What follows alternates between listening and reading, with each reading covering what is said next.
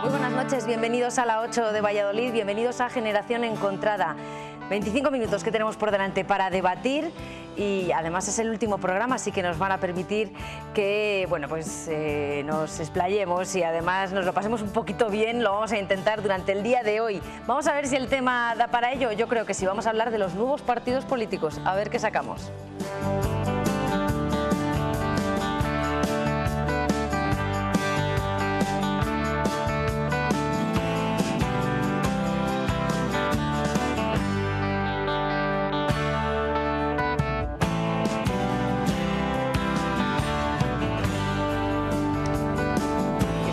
Lo podemos pasar bien también en una tertulia, que se lo hemos demostrado ya en los últimos programas de Generación Encontrada y lo vamos a hacer durante el día de hoy. Les voy a presentar a quienes me acompañan en esta mesa.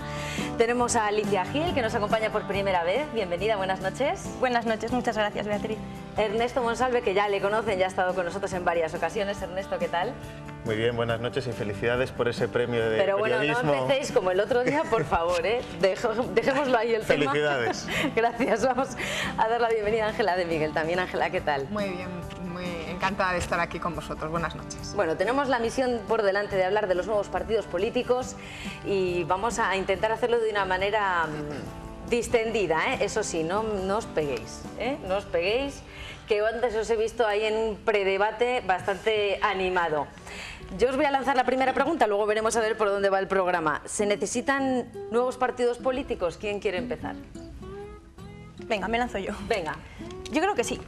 O sea, la sociedad está en evolución y de la misma manera que diferentes medios han evolucionado, como la televisión, que teníamos televisión en blanco y negro, años posteriores apareció la televisión en color con una gama diferente. Lo mismo está ocurriendo con los partidos políticos. Tenemos dos grandes partidos, pero también necesitamos que otros partidos entren en ese juego.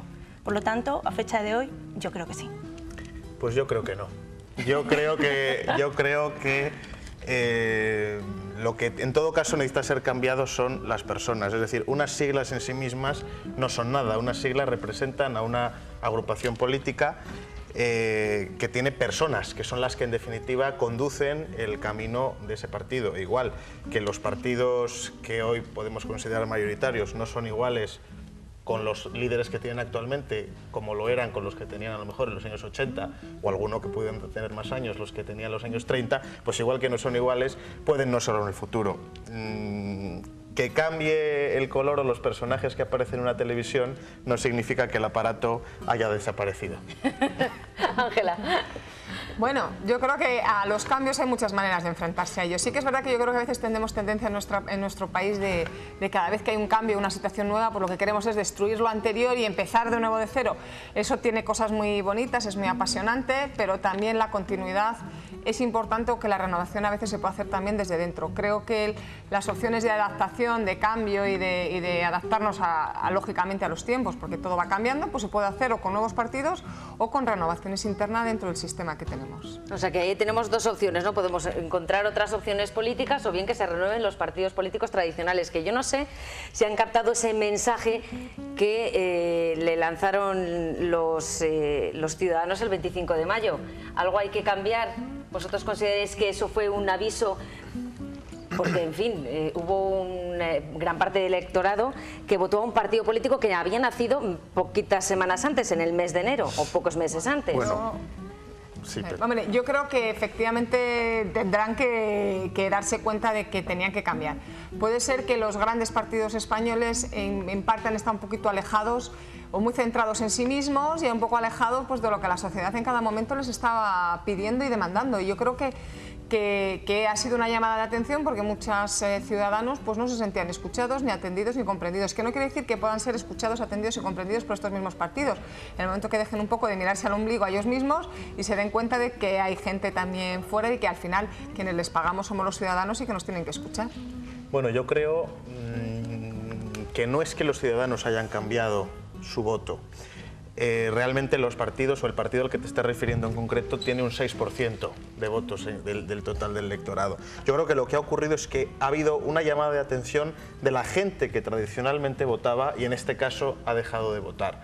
Yo creo que es una llamada de atención que no debemos ni podemos extrapolarlo a lo que van a ser las elecciones, yo creo, generales, bueno, municipales primero y posteriormente generales, porque yo creo que la gente ha entendido que esto son las elecciones europeas, etcétera, etcétera, y yo creo que sí, que los partidos mayoritarios, si quieren volver a ser opción de gobierno, tienen que meditar y mirarse para sus adentros qué se ha podido hacer mal, dónde está la razón de no conectar del todo con la ciudadanía. Yo tengo mis teorías, pero bueno, y bueno, apostar en todo caso por una renovación, por un cambio y sobre todo por algo que ya dijo en su momento el todavía rey por título, pero ya no rey en ejercicio, Juan Carlos, que es el momento a lo mejor de dar paso a una nueva generación que viene con más fuerzas, que viene con impulso, que ha conocido la televisión en color como única televisión y que ha conocido otros dispositivos de comunicación,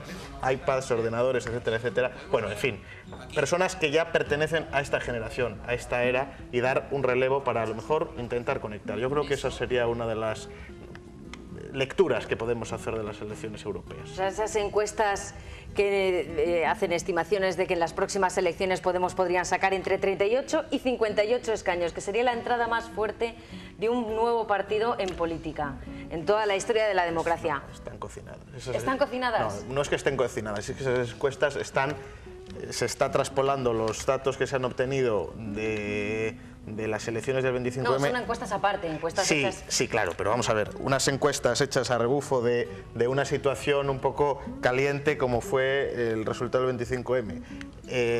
Y después, siempre aplicándole a este partido la posición más favorable y a los tradicionales la menos favorable, porque según cómo se reparta el voto obtienes uno u otro escaño, pues yo creo que ese es el resultado, pero yo quizá me equivoque, pero personalmente dudo que pueda producirse ese resultado. Bueno, siempre ha habido, es verdad que siempre han nacido nuevos partidos políticos, que esto no es un fenómeno de ahora.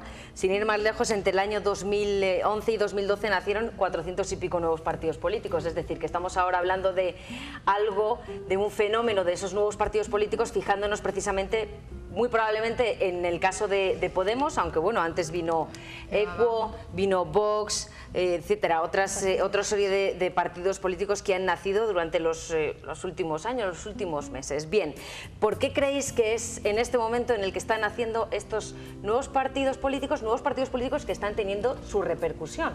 Porque hay muchos partidos que nacen y ahí se quedan.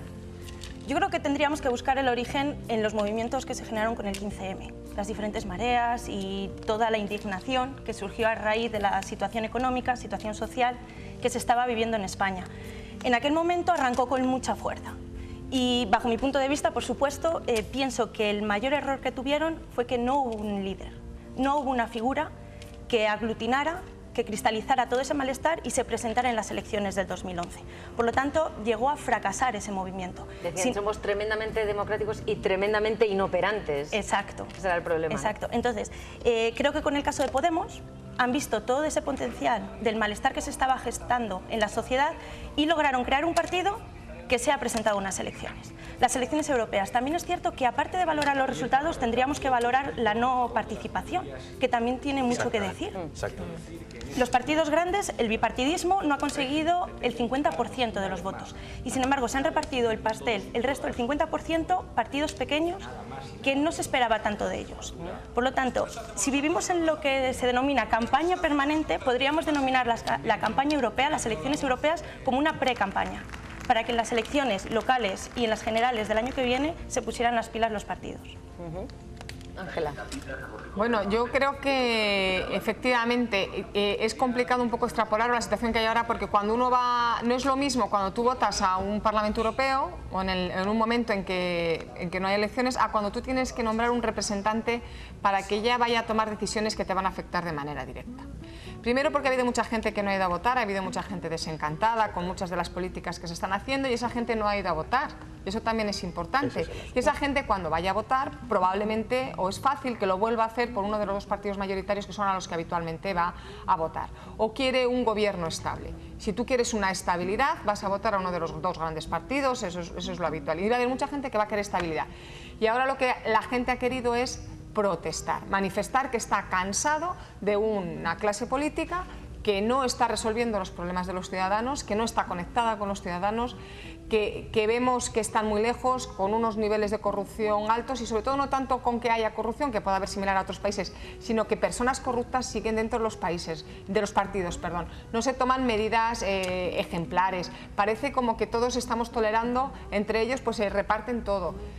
Unas prácticas pues que los ciudadanos dicen, estamos aquí viendo cómo la gente le están deshaciendo de sus casas, cómo no llegas a fin de mes, cuando hay tantos millones de personas en España donde no entra un salario, etcétera, etcétera, y estos están discutiendo una serie de cuestiones pues que a lo mejor están muy alejadas de la realidad, no han bajado a la arena y no están viendo lo que está pasando.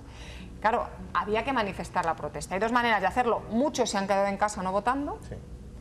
Y otros han votado a partidos minoritarios de mucho espectro, porque también está Ciudadanos, en fin, hay muchos partidos, no solamente está Podemos, sino que ha habido muchos, UPyD, otros partidos políticos, algunos, digamos, con unos mucho más transgresores y otros en una línea más tradicional. Pero la mayoría de ellos con un denominador común, y es luchar o entender o acercarse un poco al ciudadano, que es un poco lo que los grandes partidos, pues yo creo que han perdido, que están tan centrados en ellos mismos que se les ha olvidado que gobiernan para nosotros. O sea, que de alguna manera han entrado a rellenar un vacío que los propios partidos políticos, los llamados tradicionales, han creado. Yo creo que no.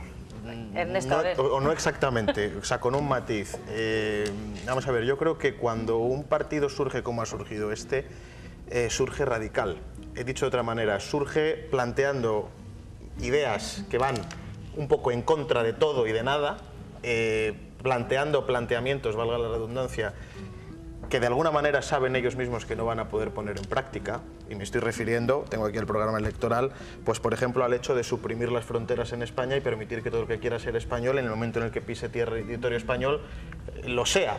Que además, y además, solamente por el mero de serlo, tener un sueldo o un dinero aportado por el Estado. Es decir, cosas que todo el mundo nos puede gustar en el mundo de las ideas, pero que son absolutamente...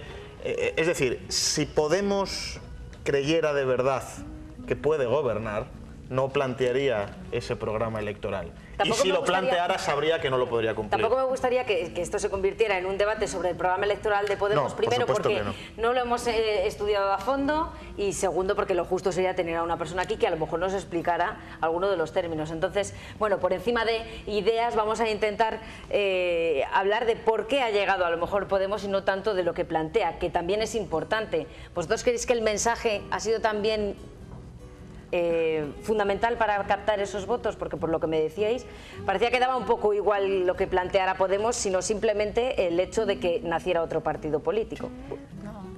Tenemos que tener en cuenta que Pablo Iglesias es una persona muy telegénica y sabe manejar los medios y sabe manejar el mensaje que transmite a través de esos medios. Es un mensaje que ha lanzado siempre apelando a las emociones, y tenemos una sociedad que está dolida. Es una sociedad que lleva sufriendo bastantes años la situación de crisis económica y que se aferran a cualquier cosa. Esta persona, Pablo Iglesias, ha sido consciente de ello y por eso ha manipulado o ha manejado de cierta manera su mensaje para atraer a sus posibles votantes. Pero hay que decir, yo voy a hacer un poco de abogada del diablo. ¿Eso no es lo que hacen todos los partidos? ¿No es lo que se intenta hacer desde todos los partidos políticos? Que a veces a este hombre y a este partido se le acusa de los mismos vicios que tienen otros partidos, como si fuera un pecado exclusivo de ellos. Ya, a lo mejor se les exige ser más políticos que al resto. Hay muchas maneras de hacerlo, porque vamos a ver, una cosa es que yo te diga lo que quieres oír y otra cosa es que dentro de todas las cosas que yo puedo decir, algunas pueda decir más o menos, y otra cosa es que te esté diciendo siempre lo que quieres oír, aunque sepa que es mentira y que no voy a poder cumplir. O sea, hay unos límites. Una cosa es el marketing político, que está claro que tiene todas sus reglas y hay muchos especialistas en ese tema, yo no lo soy, pero una cosa es eso y otra cosa es, yo creo que hay determinados límites que no se deben de traspasar. Es decir, que hay cosas que nos encantaría a todos poder prometer y tener y que cuando las escuchamos nos encanta, pero que a lo mejor no se pueden llevar a cabo. Todo el mundo está dispuesto a prometer, ¿no? De todos modos, Bueno, es que no quiero yo intervenir en la tertulia porque yo lo que quiero es que vosotros os peguéis, ¿eh? Pero oye, también de vez en cuando me gusta meter cizaña. No te preocupes, sigue, adelante. No, bueno, una cosa de todas formas es prometer lo que aún tú mismo sabes que no puedes prometer, que eso yo creo que podemos reconocer que todos... Es que si vemos determinados programas electorales correcto. de los últimos años... No te voy a quitar la razón mucho. en gran parte, unos más que otros, pero en gran parte no te voy a quitar la razón. Y creo que todos estamos de acuerdo en que eso lo hace y de alguna manera es el ABC de la política, del marketing político. Pero una cosa es eso y otra cosa es falsear la realidad, tergiversando las realidades. No nos representan, no hay democracia.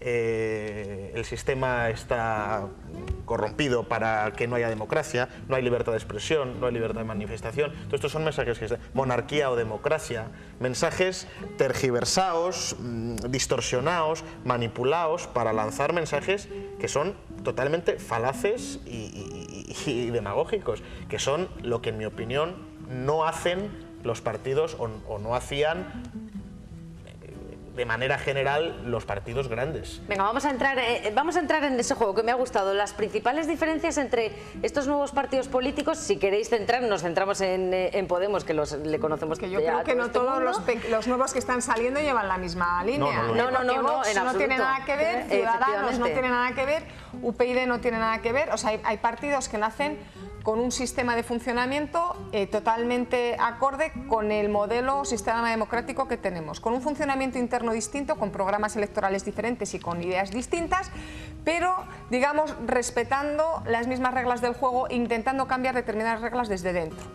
Y luego hay algún partido, como puede ser Podemos, que digamos está más al margen del sistema, critica el sistema y quiere una revolución o un cambio totalmente o más radical o diferente del modelo que tenemos y no le gusta lo que tenemos. Es perfectamente lícito.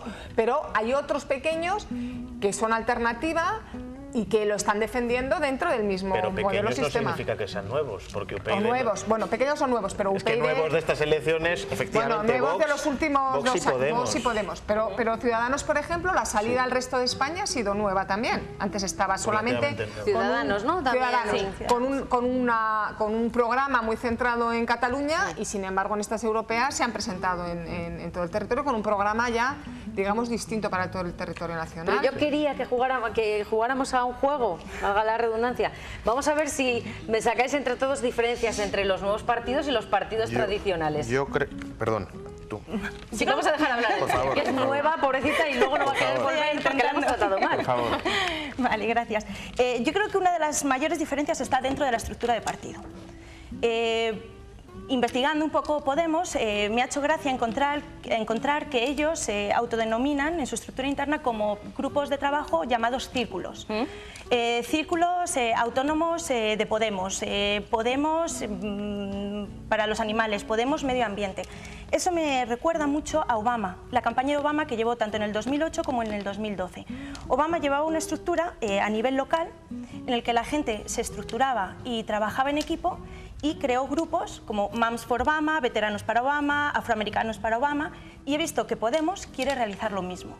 Entonces da poder a ciertos vecinos de diferentes localidades para que ellos se organicen y no dependan de una estructura superior. Esto no lo vemos en los grandes partidos. Aunque haya partidos con representación nacional que tengan primarias, como puede ser UPyD, las primarias abiertas, el PP y el PSOE no las tienen. Entonces, una de las mayores diferencias que podemos poner sobre la mesa es esa, la estructura interna.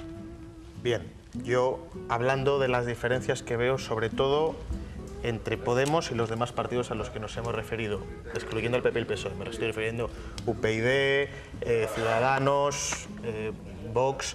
Yo creo que son la consecuencia natural precisamente de lo que ha apuntado Alicia, de que no haya de alguna manera una estructura interna que permita una plena democracia en los partidos grandes. Vox y UPyD evidentemente nunca hubieran surgido si dentro de los partidos de los que se escindieron hubiera habido la posibilidad de debatir con plena libertad esas ideas y ver qué es lo que ganaba de alguna manera.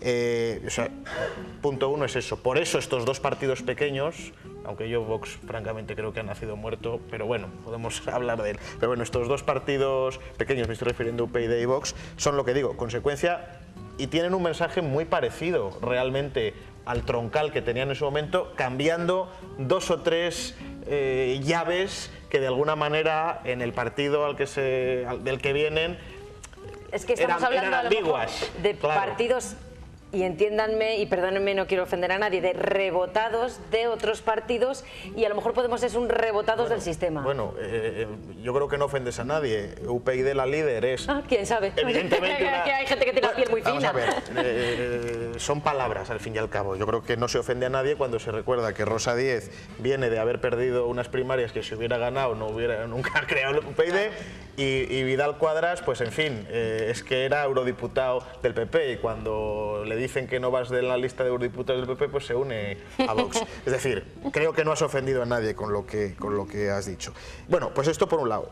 Y Podemos, sin embargo, surge, esto sí, como radical oposición a todo lo que hay, todo lo establecido, contra todos y contra nada. O sea, es un poco contra todos y contra todo, sin explicar exactamente hacia dónde quiere ir, de dónde viene. Ahora están saliendo las propias contradicciones que están teniendo dentro de su propio movimiento. Yo creo que eso es la segunda, si podemos decir así, de las diferencias que existen. Unos están dentro del sistema, cada uno quiere legítimamente que sus ideas puedan consumarse a través de los mecanismos legalmente establecidos, y Vox directamente quiere, perdón, Podemos quiere madre. Directamente pues tirar el sistema y crear otro nuevo, los mundos de Yupi, bueno, en fin, vamos a ver. Bueno. Es otro modelo. Es que lo de los mundos de Yupi... En fin. Habrá quien quiera vivir en ese modelo y habrá quien no quiera vivir en ese modelo. Pero es que a mí me gusta. Todos queremos vivir en el mundo de Podemos, pero todos sabemos que no se puede vivir en ese mundo. A mí naturalmente me gustaría que no hubiera fronteras y que todos fuéramos es que lo de las fronteras, hermanos de y verdad, leísimo. Necesito leerlo, lo de las fronteras. Está en su página web. Ernesto, está en su página yo me fío web. de ti, pero lo de las fronteras necesito yo leerlo, necesito leerlo. A ver, más diferencias. Bueno, yo creo que básicamente están más o menos bastante bien expuestas, ¿no? Yo creo que hay, pero yo creo que la gran mayoría de los partidos o de los que salen nuevos y del aumento de votos que han tenido los otros es de lo mal que están gestionando las cosas los últimos años. Yo creo que los dos grandes partidos. O sea, el Partido Socialista, bueno, desde que perdió las elecciones generales no ha hecho más que caer en picado, no acaba de relanzar, no acaba de ofrecer una alternativa creíble. Sus discursos, pues bueno, no convencen, y el Partido Popular, pues yo creo que ha habido mucha gente que se ha sentido muy traicionada porque tampoco ha cumplido su programa electoral, con lo cual pues al final la gente pues se siente traicionada por los dos grandes y busca alternativas, claro. Alternativas de derecha, de centro, de izquierdas y de todas ellas. Y luego hay un grupo de personas que la crisis les está afectando muchísimo en este país, hay gente que lo está pasando muy mal y tienen que manifestar y de alguna manera canalizar ese descontento, como está pasando en muchos países europeos. Las situaciones de crisis dejan a un sector de la población absolutamente indefensos. Y Podemos pues ha sabido conectar y canalizar pues toda la gente que están echando de sus viviendas, que no encuentran trabajo, que se les ha acabado la prestación, que estamos viendo ahora y se oye mucho pues el problema que existe con que hay niños en España que están pasando problemas que no tienen para comer una comida, que se abran los comedores sociales. Claro, las familias que están viviendo esa situación hay que darles una alternativa, y los partidos que están dentro del sistema pues no están dando una ilusión, claro, una esperanza, es que no la están dando. Ha habido fíjate que para eso de los niños ha habido una respuesta, que si no vamos a abrir los comedores, porque claro, sería estigmatizar a los niños. Entonces dices, también hay veces que es preferible que no haya respuestas también. Antes hablaba Alicia de la comunicación, del marketing, y a mí me gustaría muy brevemente, porque ya se nos está acabando el tiempo, hablar de las redes sociales, porque yo me imagino, Podemos tiene un movimiento en las redes sociales muy fuerte, me imagino que eso también ha sido un punto a su favor. No es que hayan ganado las elecciones en Twitter, entiéndanme, pero desde luego sí que es un granito más. Sí, ha sido uno de los partidos más activos en las redes sociales.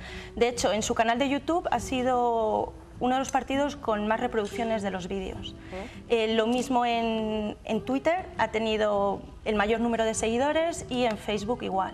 Entonces, eso nos da que pensar. Es decir, ¿ha sido también el buen manejo de las redes sociales lo que les ha hecho llegar a más población?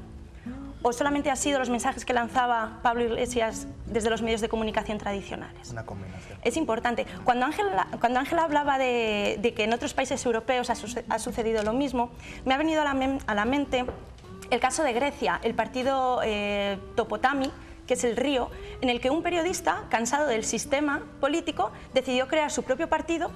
Era un señor de 40 y tantos que siempre iba con su mochila, de hecho el día de las votaciones no se la quitó y votó con ella puesta, y pedía más o menos lo mismo que Pablo Iglesias. Y ha sacado un 10% de votos. Y en Grecia, un país que tiene más o menos la misma situación que nosotros. En Italia tienes Pepe Grillo, Exacto. o sea, al final... Bueno, es que hay gente que lo está pasando muy mal y necesita una alternativa, una respuesta. Yo creo que los partidos tradicionales tendrán que ponerse mayoritarios y minoritarios, pero los que están dentro del sistema, pues buscar también una alternativa, porque los que están dentro del sistema y a lo mejor de izquierdas, pues tampoco han sido capaces de dar una respuesta a la situación de estas personas y les ha decantado más el discurso de Podemos. Ciertamente, si esto es muy necesitado, el discurso de Podemos es más ilusionante porque te promete las cosas que a lo mejor no vamos a quitarles las casas a los que no las tienen ocupadas, las vamos a repartir, en fin.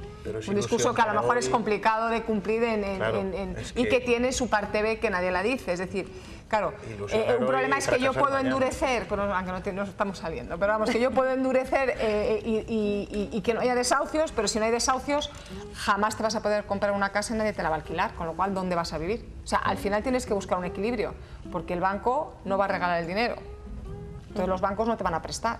Es un problema que hay, que ahora la gente con ingresos más bajos, que el 80% podrían pagar su hipoteca o el 90% no se la dan, porque claro, si aplicamos luego la ley, no te puedo echar si no pagas, etcétera, etcétera, pues al final lo que uno puede hacer es darte el préstamo. O sea que al final lo que parece que va muy bien, luego tiene una cara negativa, como todo en la vida, y hay que ponderar y decir, sí, esta medida es muy interesante porque a todos nos gustaría que no hubiera desahucios, pero la consecuencia de que no haya desahucios es que va a haber mucha gente que que nadie le va a alquilar y que nadie le va a dar una hipoteca, con lo cual, ¿dónde buscamos el punto? Ese es el problema, porque que no haya desahucios y que nadie viva en la calle nos parece muy... Pero la solución para mí está en los servicios sociales, que para eso tendrían que estar y ser mucho más fuertes. Y ahí dejamos ese tema porque me da a mí que ahí podíamos rascar otra tertulia, ¿no? Bueno, este es el último Generación en Contra y además se nos ha acabado. Alicia, Ernesto y Ángela, muchísimas gracias por haber estado con nosotros. Os voy a felicitar por una cosa. Porque han pasado como unos 25-26 minutos de debate, hemos hablado sobre Podemos y nadie ha dicho la palabra casta, que eso es todo un récord, amigos, eso es todo un récord. Yo me he quedado con las ganas, pero bueno, sí, porque además, oye, ya que la oye uno tanto, le apetece mucho decir eso de la casta, la casta. Bueno, hablaremos también de la casta en futuras ocasiones, a ver si tenemos oportunidad de repetir esta Generación Encontrada. Yo creo que sí, pero en todo caso será después del veranito, así que pasando muy bien, buenas vacaciones. Si tenéis vacaciones, decidme que sí. Sí, claro, en algún momento tendremos. No, porque habéis puesto una cara de plan, ¿no? Bueno, hombre, pues sí. es que la generación perdida tenemos que trabajar mucho. Que no, hombre, que no somos una generación perdida, que hemos demostrado que somos una generación encontrada. Muchísimas gracias a todos ustedes por haber estado con nosotros este programa y todos los anteriores, haber utilizado las redes sociales y haber participado con nosotros. Les espero después del veranito, claro que sí, ¿por qué no?